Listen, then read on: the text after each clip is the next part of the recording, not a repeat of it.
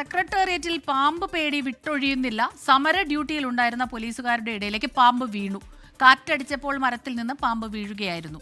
ഷഫീദ് റാവുത്തർ തന്നെ ചേരുന്നു വിവരങ്ങളുമായി. ഷഫീദ്, ഈ പാമ്പ് ഇത് കാണുന്ന ദൃശ്യങ്ങൾ മരത്തിന്റെ മുകളിൽ നിന്ന് വീഴുന്നതല്ല, അത് താഴേക്ക് വീണ് കിടക്കുന്ന പാമ്പ് ഇഴഞ്ഞു പോകുന്ന ദൃശ്യങ്ങൾ കാണുന്നുണ്ട്. ഇത് എവിടെയാണ്, എപ്പോഴാണ് സംഭവം? അപകടകരമാണ് ഇത്തരം കാര്യങ്ങളല്ലേ?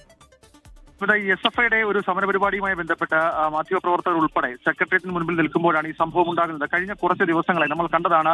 കഴിഞ്ഞ 2 മാസക്കാലത്തിനിടയിൽ പാമ്പിനെ കണ്ട നിരവധി സംഭവങ്ങൾ ഉണ്ടായിട്ടുണ്ട്. പ്രത്യേകിച്ച് ഓഫീസുകൾക്കകത്ത് പോലും പാമ്പിനെ കാണുകയും പിന്നീട് അത് പിടികൂടുകയും ചെയ്യുന്ന ഒരു സാഹചര്യമുണ്ട്. കുറച്ച് ദിവസങ്ങൾക്ക് മുൻപാണ് സെക്രട്ടേറിയറ്റിൽ ഗാർഡ് ഡ്യൂട്ടിയിൽ ഉണ്ടായിരുന്ന ഒരു വനിതാ പോലീസുകാരിക്ക് പാമ്പിന്റെ കടിയേൽക്കുന്നത്. അങ്ങനെ സെക്രട്ടേറിയറ്റിൽ പാമ്പ് ഭീതി വിട്ടൊഴിയാതെ നിൽക്കുന്ന സാഹചര്യത്തിൽ ഇന്ന് അല്പസമയം മുൻപ് ഈ സെക്രട്ടേറിയറ്റിന്റെ സമര ഗേറ്റിന് തൊട്ടടുത്തുള്ള ഒരു വലിയ മരമുണ്ട്. ശക്തമായ കാറ്റടിച്ച സമയത്ത് ഈ മരത്തിൽ നിന്നൊരു പാമ്പ് അത് പോലീസുകാരുടെ ഇടയിലേക്ക് വീഴുകയായിരുന്നു. അതായത് നമ്മൾ ആ ദൃശ്യങ്ങളിൽ കാണുന്നത് ഈ സെക്രട്ടേറിയറ്റിന്റെ സമര ഗേറ്റ്, നോർത്ത് ഗേറ്റ് 2-ന്റെ മുൻപിൽ സാധാരണ നമ്മൾ സമരത്തിനൊക്കെ ബാരിക്കേഡ് സ്ഥാപിക്കുന്ന സ്ഥലത്തിന് നടുവിലായിട്ട് ആ പാമ്പ് കിടക്കുന്നതാണ്. ഇവിടെ സുരക്ഷയ്ക്ക് സമരം ഡ്യൂട്ടിക്ക് ആൾക്കാരുണ്ടായിരുന്നു, പോലീസുകാരുണ്ടായിരുന്നു.